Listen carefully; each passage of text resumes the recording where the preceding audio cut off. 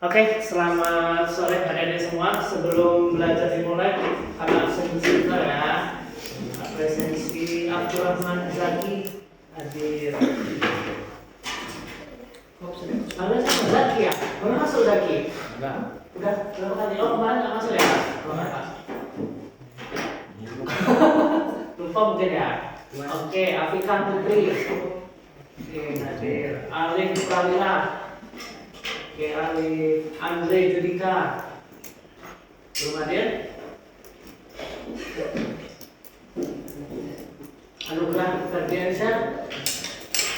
Belum hadir? Pergi. Izin. Izin. Tadi dia udah datang.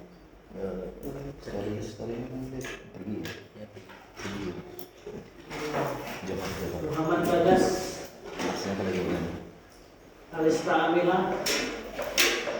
Nurul Cesa. Jesslyn. Nadira ya. Nawab Hanifah. Nawab tidak ada. Muhammad Rafif ada. Rana ada. Sofia.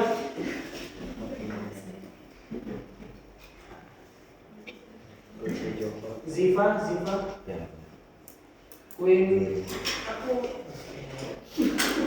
Zian. Nashwa tidak ada? Oke. Kemarin kita sudah belajar tentang perubahan sosial ya, IPS-nya ya. Sekarang kita masuk tentang modernisasi. Oke, sebelum masuk pembelajaran kita saksikan dulu videonya. Oke, kurang nampak ya. Nah.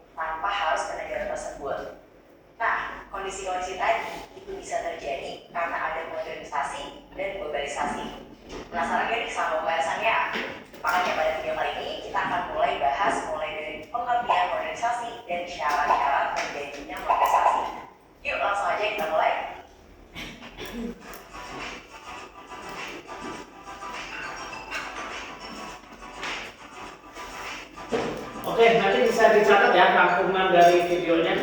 Oke, sebelum mulai kita ingat dulu nih, pada topik sebelumnya kamu udah belajar tentang perubahan sosial kan? Nah, sebenarnya modernisasi ini adalah salah satu dampak dari adanya perubahan sosial di masyarakat. Tapi apa sih modernisasi itu? Oke, jadi secara etimologi atau dari asal usul katanya nih, istilah modern pada kata modernisasi itu berasal dari bahasa Latin, yaitu modernos. Nah, modernos itu terdiri lagi dari dua kata, yaitu modo dan ermos. Modo artinya cara, sedangkan ermos artinya periode waktu masa kini. Jadi kalau kedua kata ini kita gabung, artinya itu berkaitan dengan cara masyarakat untuk menyesuaikan dengan keadaan di masa kini. Nah, berarti perubahan akibat modernisasi itu berkaitan sama waktu dan perencanaan.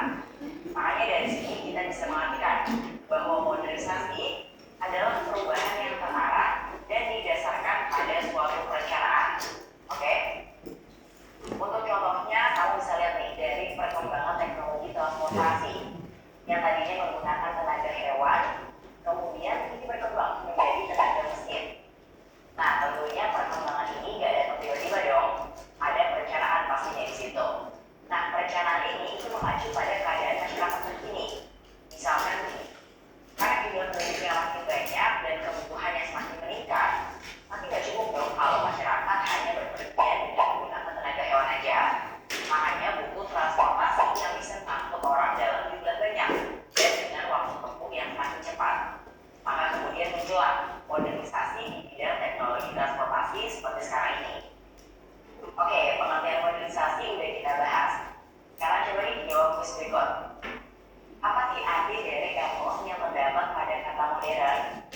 Oke, ada yang tahu apa arti kata Ernest yang berada pada kata modern?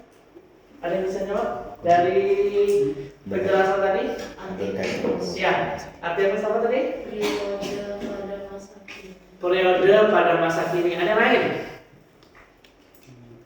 Ada yang lain? Ada yang bisa? Apa itu Ernest? Nah, periode pada masa lain, kan? Periode pada masa lain. Nah, oke, baik. Kakak akan tunjukkan sebuah gambar ya. Nah, kira-kira. Nah, oke.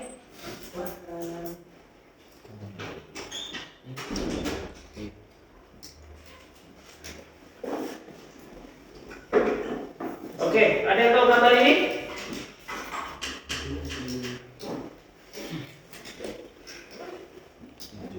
Oke, ada yang tahu? Ada yang tahu?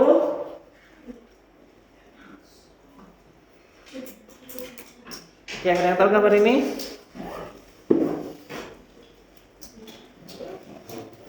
Oke. Oke.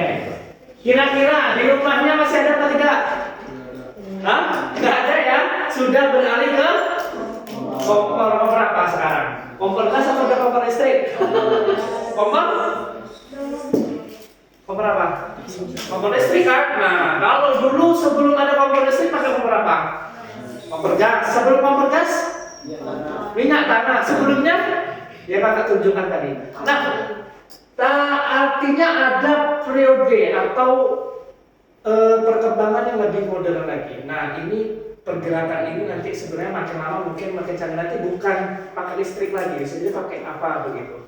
Nah, itu nanti mungkin dalam periode tertentu akan terjadi perubahan. Nah, kalau dulu mungkin tahun 2000 sampai 2010 orang masih pakai baterai minyak tanah ya, pakai sumbu. Nanti kalau sumbunya habis dimasukin lagi, begitu kan. 2010 sampai sekarang mungkin ada sebagian masih pakai gas. Sekarang udah beralih ke listrik. Bahkan kendaraan-kendaraan kita pun ya, mobil, motor ya kan, pakai listrik ya, mungkin lebih murah, lebih efisien dan sebagainya. Nah, itu tadi. Jadi ada periode pada masa lain yang akan terjadi perubahan. Nah, ini bisa dilihat dari contoh-contohnya. Oke, kita lanjut. Ya, apa lagi jawabannya kira-kira? Jawabannya adalah? Ya, kita kunci dulu ya.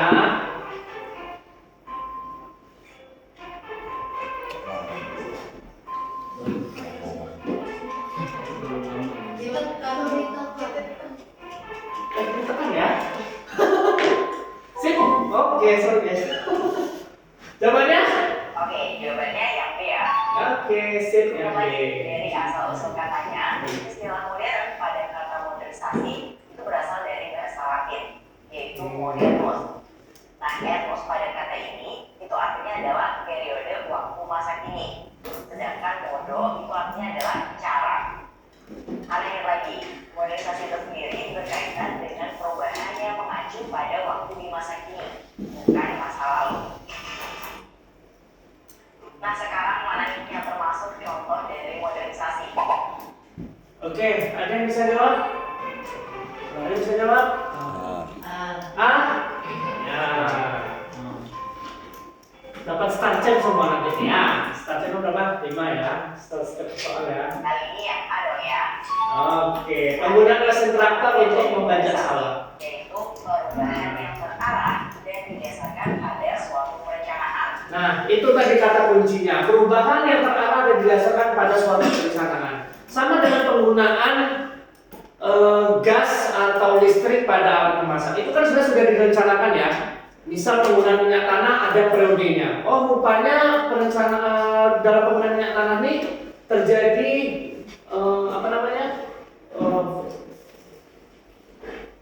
polusi. Nah, ya kan karena asapnya dan sebagainya, maka beralihlah ke gas yang lebih irit. Oh, rupanya gas ada kegagalan, bisa dulu banyak terjadi yang meledak, ya kan, dan dan sebagainya. Oh, makanya sekarang pakai listrik. Mungkin listrik lebih apa? Lebih irit, lebih efisien dan sebagainya. Kalau kita mungkin balik ke masa lalu, mungkin ada istilahnya biogas ya. Ada yang pernah tahu biogas itu apa? Dari apa? Biogas dari kotoran? Ya, dari kotoran hewan itu sebenarnya bisa dibentuk modernisasi. Dan itu perubahannya terarah dari dasarnya pada perencanaan. Nah, itu tadi.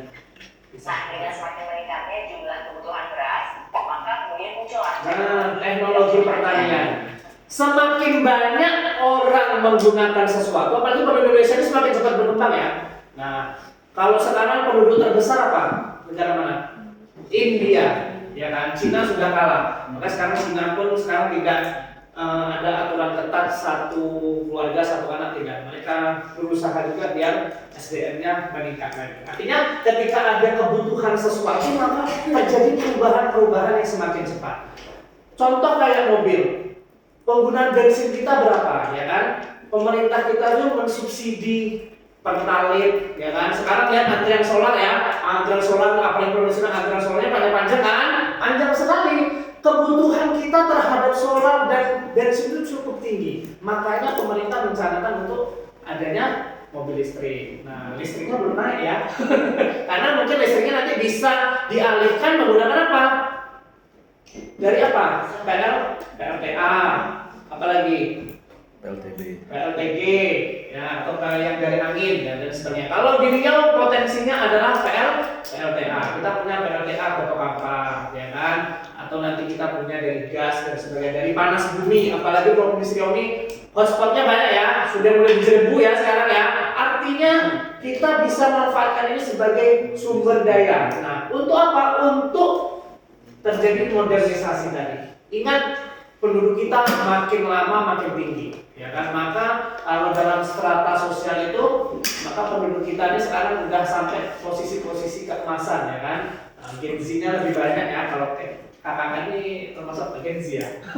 Gen Z atau Gen apa? Oke, iya. Karena terjadi peningkatan kebutuhan, ya kan, terhadap beras, maka muncul teknologi.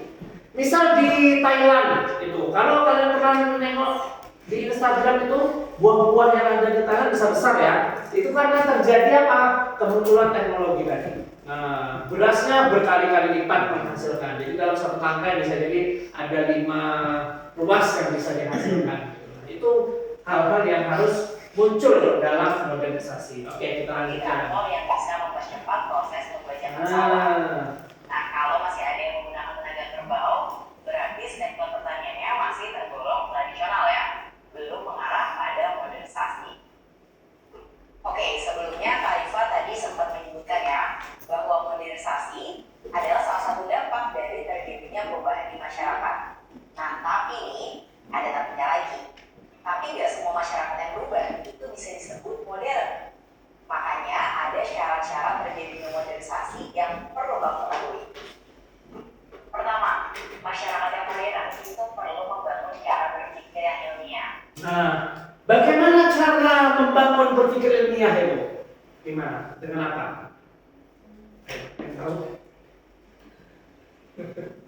Oke, cara berpikir ilmiah. Ya, gimana cara berpikir ilmiah?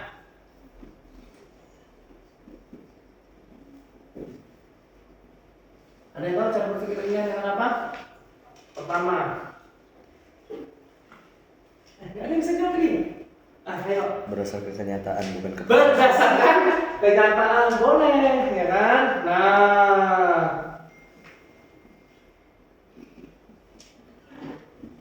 maka harus bersifat apa ini?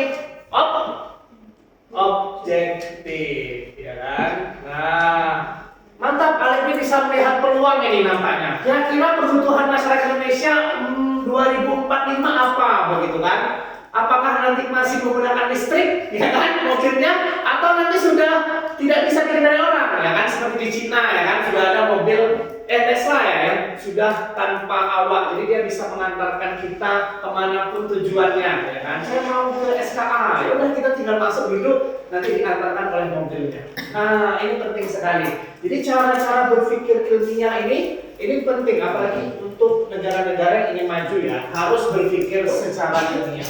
Nah, Oke. Nah, apa itu ilmiah?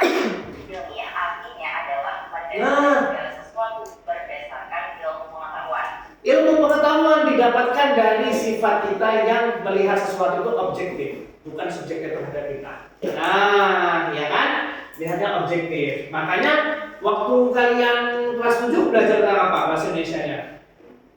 Deskripsi kan? Bagaimana melihat sesuatu objek itu dengan nyata lalu mendeskripsikannya. Nanti di kelas 9 nanti belajar bahasa Indonesia teks laporan hasil pengamatan, observasi, pengamatan. Jadi memang benar-benar nanti bagaimana ilmiah itu dibangun berdasarkan pengamatan real nyata, tidak hasil pernyataan pribadi kita. Nah, maka ilmiah itu adalah mencari sesuatu berdasarkan ilmu Jadi pengetahuan. masyarakat yang modern pastinya lebih mengutamakan hal-hal yang bisa dibuktikan melalui ilmu pengetahuan, bukan hal-hal yang berbau mistis.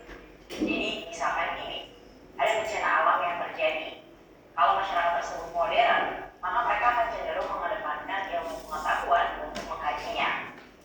Di sini masih ada percaya kalau tsunami didasari pada sesuatu yang mistis? Saya ya. Ada percaya ada monster di bawah laut? Kalau orang dulu kan mungkin masih percaya mistis gitu ya. Apalagi kalau yang rumahnya di Jogja itu kalau terjadi gempa atau tsunami itu dipercaya Nyi Roro Kidul sedang marah. Ya kan? Itu artinya hal-hal mistis ini ya janganlah dijadikan dasar untuk asumsi. Kalau itu kita jadikan asumsi, maka kita tadi tidak melihat berdasarkan kenyataan atau objektif tadi. Ya kan, kita memungkiri sesuatu yang benar-benar terjadi. Misal terjadinya tsunami di Jogja atau gempa di Jogja karena patahan ya kan, patahan di Pulau Jawa bergeser dan sebagainya. Nah, masyarakat modern itu tidak boleh berdasarkan asumsi tadi atau pernyataan secara subjektif, maka dia harus berdasarkan objektif dan ilmu pengetahuan tadi. Ya, ini salah satu contoh. Bukan melalui ramalan yang berdasarkan Ramalan. Atau di sini masih ada yang percaya ramalan 2012 kiamat? 2012 sudah lahir kalian ya? Sudah, tapi tahu info-info itu. Kalau kakak ini tim yang selamat dari kiamat 2012 ya. Itu hal-hal kayak gitu kan mistis ya. Orang percaya pada waktu itu dan itu anehnya disiarkan di TV-TV nasional sekelas TV One gitu kan meramalkan 2012 kiamat tanggal 12 bulan 12 2012 kiamat terjadi. Rupanya dah lewat tanggal 13 tak juga kiamat. Rupanya kiamat bagi bangsa Maya di Amerika sana. Tanggalan dia udah habis. Dia memulai tanggalan dari nol lagi. Seperti itulah orang-orang yang melihat sesuatu itu dari sudut pandang yang tidak objektif tadi. Ya. Sesuatu yang goib hal positif. Atau bisa juga nih, ketika sakit, masyarakat yang modern itu pastinya akan cenderung mengedepankan pengobatan medis yang melibatkan peran tenaga kesehatan daripada berobat ke dukun atau semacamnya. Nah, siapa di sini nanti yang jatuh ditaburi bunga tempat jatuhnya? Saya ada waktu kecil. Ya kan? Jatuh dari sepeda. Di mana tadi jatuh nak? Di situ dikasih bunga. Atau dikasih siram-siraman air biar nanti tidak jatuh lagi. Oh, pengalaman ya? Oh, enggak.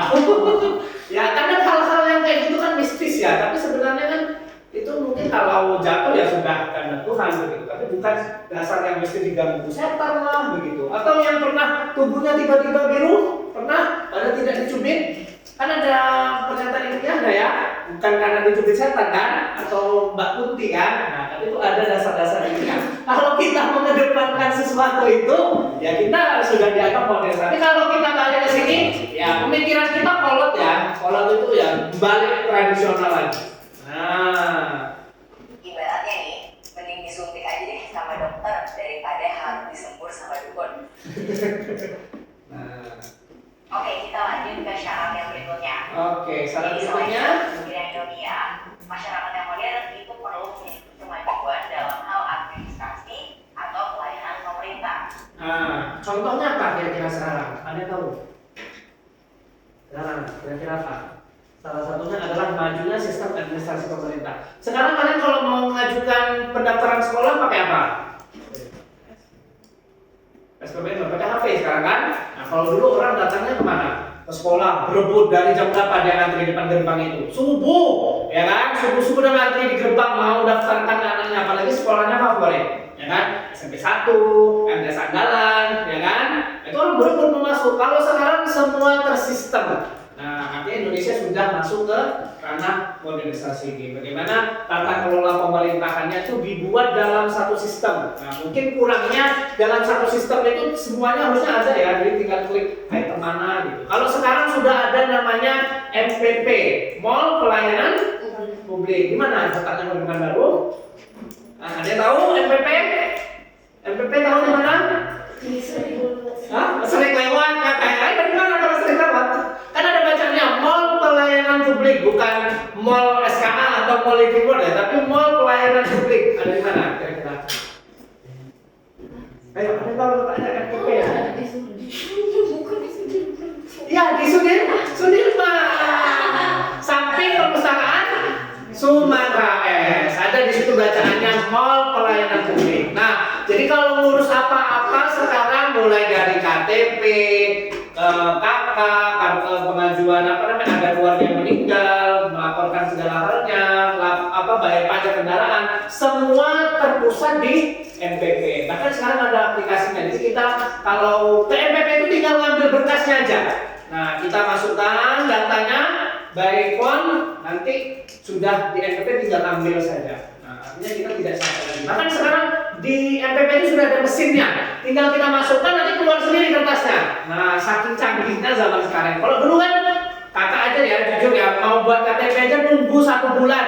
Itu pun bukan KTP yang keluar, kertas lembar yang isinya surat kependudukan sementara. Bayangin lah, 2017. Kalau sekarang sama seperti kita klik di alatnya itu nanti keluar sendiri kertasnya. Nah, artinya sistem administrasi pemerintahan itu sudah berkembang. Oke? Jadi artinya pelayanan di berbagai bidang seperti pendidikan, kesehatan, ataupun ekonomi itu sudah harus menjangkau seluruh lapisan masyarakat. Nah, kalian kalau sakit, di sini pakai BPJS nggak ya? Nah, kalau sakit, biasanya kalau kita sakit ke klinik dulu kan, daftarnya di klinik pakai apa? Pakai aplikasi ya. Jadi tinggal masukin siapa sakitnya apa, nanti tinggal dipanggil. Jadi kita datang ke sana tuh tinggal nunggu saja. Nggak perlu lagi, dok saya sakit, nah menunggu berapa lama. Tidak, bahkan kita dari rumah kita sudah perkirakan saya akan datang jam 5 sore dan nanti sisa pesertanya yang ada di klinik tinggal 1 atau 2 orang. Jadi kita menunggunya tidak terlalu lama juga. Nah, ini sesuatu hal yang mengacu pada sistem kemajuan baik di dalam pendidikan ya kayak PPDB tadi, kesehatan seperti pendaftaran BPJS ataupun ekonomi ya baik pajak kendaraan, PBB dan segala macamnya sudah menjangkau lapisan. Pokoknya sekarang namanya smartphone itu bukan hal yang tersier tapi sudah bahan primer. Kewajiban kita sudah punya, harus punya itu. Nah, karena bahannya sudah jadi bahan primer, bukan barang tersier lagi. Oke. Kalangan yang mampu sampai yang tidak mampu, dari yang ada di perkotaan sampai ke daerah yang pelosok. Ya, sekarang di desa-desa udah ada wifi ya, sudah ya, bahkan wifi Starlink. Nah, apa-apa sekarang pasangkan Starlink. Ya, Starlink lebih cepat bahkan dibanding di home kita ini. Ya kan? Bayarnya sebulan 800.000. Nah, sudah menjangkau sampai ke pelosok ini. Karena kita nggak bisa nih memajukan pendidikan agar masyarakat berpikir ilmiah, tapi pelayanan pendidikan belum merata di semua daerah. Nah, mirip sekolah mana? Masker Kami ya. Sekarang sudah berkurang sekolah-sekolah marginal. Nah, nama istilahnya kalau sekolah-sekolah ini namanya sekolah marginal, ada di pinggiran-pinggiran. Itu kan baru ada. Kan baru masih ada itu di daerah Cipta Karya. Nah, di belakang dekat SMP Muhammadiyah ya, di Cipta Karya itu di sebelahnya itu masih ada sekolah marginal. Nah, 1.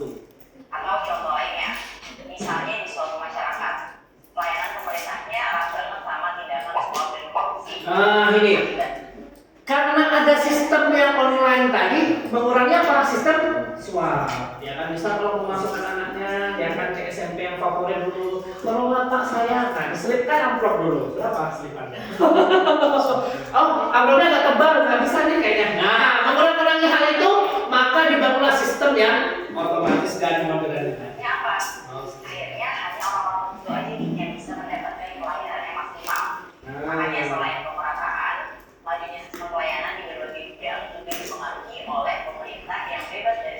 dan korupsi. Nah, syarat modernisasi yang selanjutnya adalah masyarakat itu perlu memiliki sistem pengumpulan data yang terpusat dan transparan. Di sini sudah ada yang di survei oleh BPS? Ada? Ada yang sudah survei BPS? Orang tuanya? Badan Pusat Statistik ada? Oh, belum ya? Ada. Ingat, tahu. Ya, sekarang ini lagi sensus ekonomi ya. Jadi BPS ini pada mulai mengumpulkan data apakah kita itu termasuk yang butuh bantuan atau tidak oleh pemerintah. Nah, ini salah satu bentuk syarat organisasi tadi. Oke, jadi dengan adanya data yang terpusat dan transparan, maka masyarakat modern itu nggak akan kesulitan untuk mencari kebenaran informasi. Misalkan melalui lembaga badan pusat statistik atau BPS. Ya. Nah, dengan adanya BPS ini, kita jadi bisa update nih informasi terbaru, mulai dari seputar jumlah penduduk, atau tentang anak putus sekolah, atau tentang penggunaan kendaraan pribadi, tentang kemacetan, bahkan juga jumlah pengguna media sosial, misalnya. Oke, syarat selanjutnya nih dari masyarakat modern, yaitu memiliki tingkat organisasi dan disiplin yang tinggi. Di sini saya masih sering terlambat, saya, ya kan? Terlambat semua. Berarti kayaknya, nah ini sesuatu hal yang jangan sampai kita itu, ya sering terlambat ya kan, malu kita ini mau negara maju tapi terlambat. Jepang itu yang namanya on time itu dia bukan on time, sebelum waktunya udah datang, after on time. Kalau on time itu dia jam 7, ya jam 7 gitu, itu namanya on time. Tapi kalau orang Jepang, belum on time dia udah datang ke lokasi. Nah, dulu kakak punya guru itu masuk jam 7, jam 6.50 dia udah duduk di kelas. Nah, jadi murid pada takut kan, udah mana datang gitu. Nah, jadi sesuatu hal yang modern itu ya punya tingkat organisasi yang bagus dan disiplinnya bagus. Mungkin negara-negara yang disiplin kayak Jepang, Korea, ya kan, Cina itu bagaimana nggak disiplinnya ya kan, belajarnya sampai jam berapa? Malah kan tinggi. Tetap belajarnya, makanya mereka dididik untuk disiplin yang berpikir modern tadi. Nah, ini dia. Ini apa nih? Nah, tujuan dari syarat ini adalah agar masyarakat modern itu terbiasa untuk merencanakan sesuatu dengan matang dan peduli terhadap ketertiban sosial. Di Indonesia masih banyak nggak orang yang melanggar lampu merah? Saya, ya banyak ya kalau kita nengok. Aduh, apalagi sekarang zamannya tilang elektronik kan, polisi tak ada, ya udahlah lantak aja dilempar situ ya kan. Nah, padahal sesuatu hal yang sederhana saja kita tidak bisa lakukan. Nah, di Pekanbaru tahu pelican crossing, yang diklik tombolnya nanti titit keluar lampu merah mah, baru nanti kita nyebrang. Nggak ada di sini ya, nggak ada. Di Jakarta ada tuh, Jakarta atau Surabaya itu muncul namanya pelican crossing. Jadi orang klik tombol yang mau nyebrang, dia tidak ada jembatan penyeberangan itu, diklik nanti lampu merahnya muncul, orang akan berhenti langsung. Kita baru boleh jalan. Nah, kalau di luar negeri hal yang kayak gitu tuh tertib. Tidak. Kalau di Indonesia bisa jadi kita ditabrak oleh baru nih. Udah nabrak lampu merah enggak? Oh, mana orang nggak ada gas? Nah, ya padahal walaupun nggak ada orang harusnya tetap berhenti. Nah, akibat apa? Tidak terbiasa terhadap hal yang disiplin tadi, hal-hal yang dalam ketertiban, ya kan? Ngantri aja kan kita susah kan? Misalnya saya berebut-rebut. Nah, padahal kalau antri dengan tertib sebenarnya kebagian semua. Karena kita rusuh nomor 1, ya kan? Rusuhnya nomor 1. Nah, apalagi masih sifat individualistik kita tinggi sekali. Jadi sesuatu yang tidak tertib, tidak disiplin tadi, nah, jadi susah untuk merencanakan itu akhirnya. Ya, jadi pahami lagi. Kalau kita mau dianggap sebagai masyarakat modern, ya makanya kita harus disiplin. Contohnya nih, kamu bisa lihat dari negara Jepang yang memang masyarakatnya memiliki budaya disiplin terhadap waktu. Budaya inilah yang kemudian akhirnya ditanamkan di berbagai bidang. Salah satu contohnya itu pada layanan transportasi umum. Nah, mereka itu memiliki jadwal keberangkatan yang sangat disiplin terhadap waktu ya. Nah, kalau berkaca dari kereta api yang paling disiplin Jepang. Udah itu Indonesia itu termasuk yang kereta apinya sangat on time. Ya, dibanding pesawat ya, sangat on time. 7.50 dia berangkat. Kereta api. Di sini udah ada naik kereta api? Sudah on time ya. Dia kalau kita terlambat sedikit itu udah ketutup itu. Nah, makanya termasuk termasuk pelayanan kereta api terbaik itu salah satunya adalah KAI yang punya Indonesia. Jerman aja kalah. Jerman itu yang sering terlambat, sering molor. Nah, KAI Indonesia termasuk yang disiplin. Nah, harapannya nanti Indonesia jadi negara yang modernisasi ya, karena kita sudah punya bibit-bibit itu. Tinggal pelaksanaannya dan konsistensi kita terhadap hal ini. Nah. Oke, sekarang coba jawab dulu nih. Syarat modernisasi yang berkaitan dengan pengembangan ilmu pengetahuan adalah. Oke, apa jawabannya? Jawabannya adalah? Oke.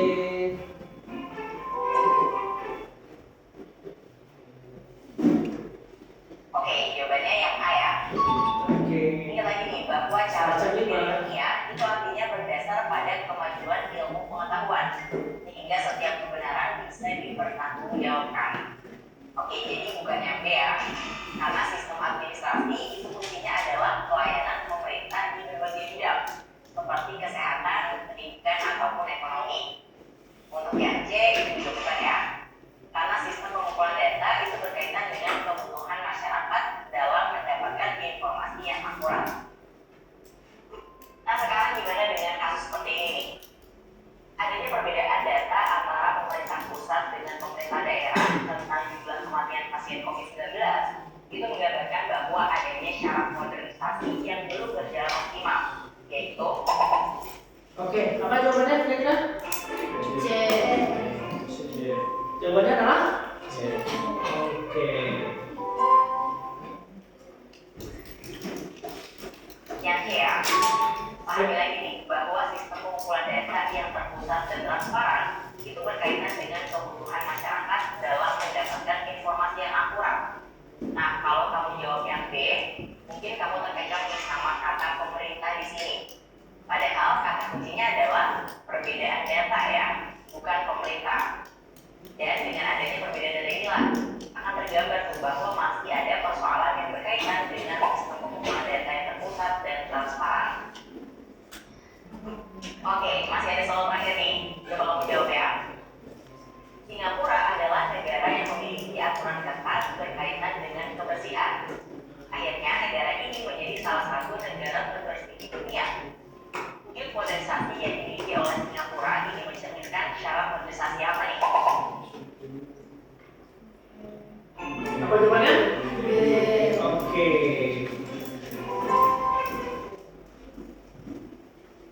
Oke, jawabannya yang B ya. Keberadaan aturan ketat soal kebersihan di Singapura itu menggambarkan kalau masyarakat di sana tidak berupaya untuk meningkatkan kedisiplinan sosial. Nah, aturannya sebenarnya kedisiplinan sosial. Ini kata kuncinya ya. Salah satu yang termaju di dunia. Oke, kamu jangan terkecoh nih sama opsi yang A.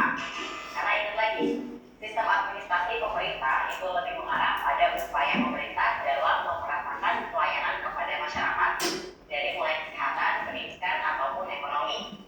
Yang C itu juga nggak tepat ya, karena budaya ilmiah itu lebih mengarah pada upaya untuk berdasar pada ilmu pengetahuan. Sedangkan di soal itu tidak ada kunci yang mengatakan tentang ilmu pengetahuan.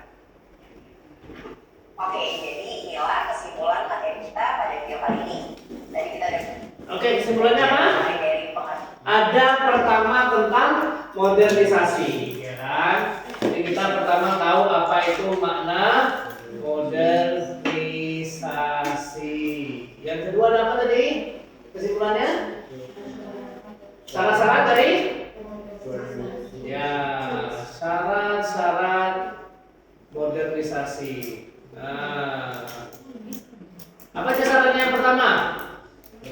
Terbangunnya cara berpikir Ya, ilmiah. cara berpikir ilmiah. Yang kedua, Majunya sistem administrasi pemerintah.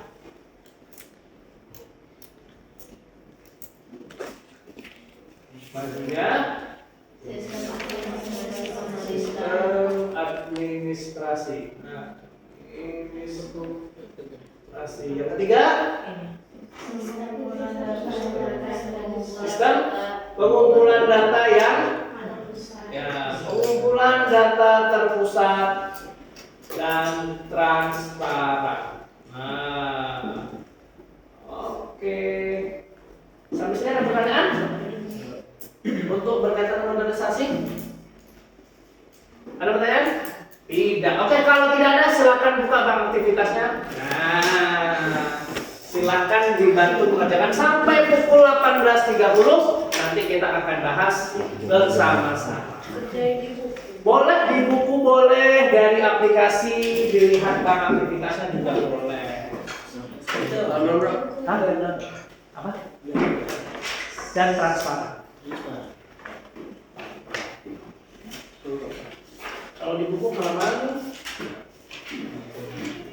148. Pertemuan 2. Ini halaman 154. Yes. Satu. 1, 5.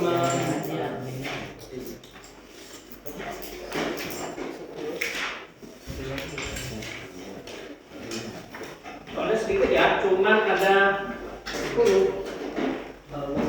154. Oke.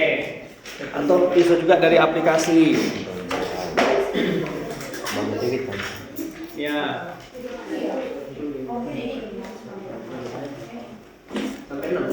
Yes.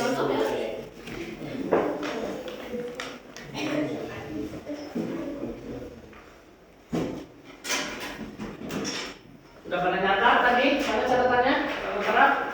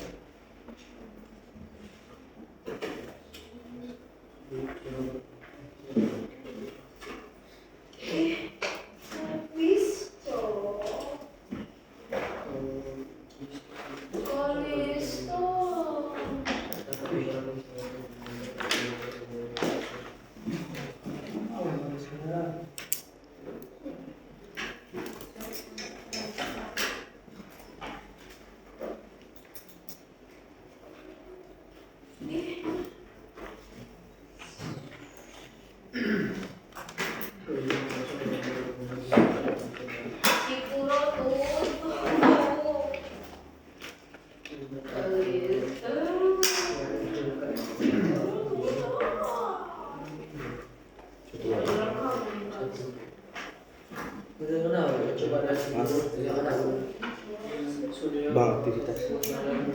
Ayo, mana catatannya tadi? Alip. Nah, nyata nggak? Ya, terlah.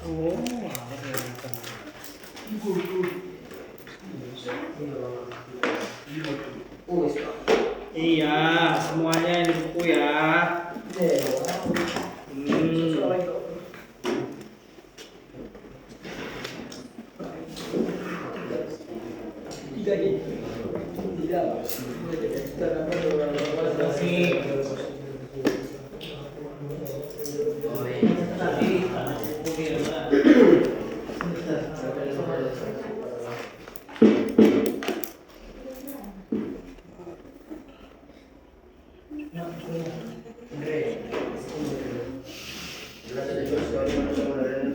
Ya ampun, rajin sekali.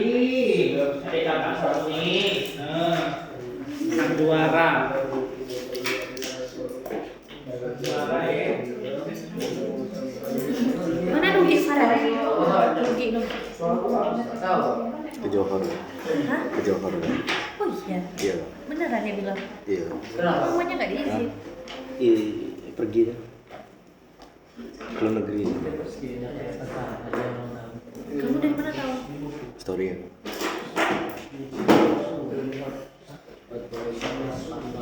Ikut lah.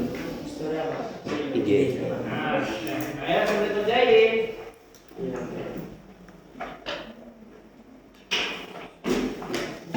Ini udah bisa di stop. Kalau mau.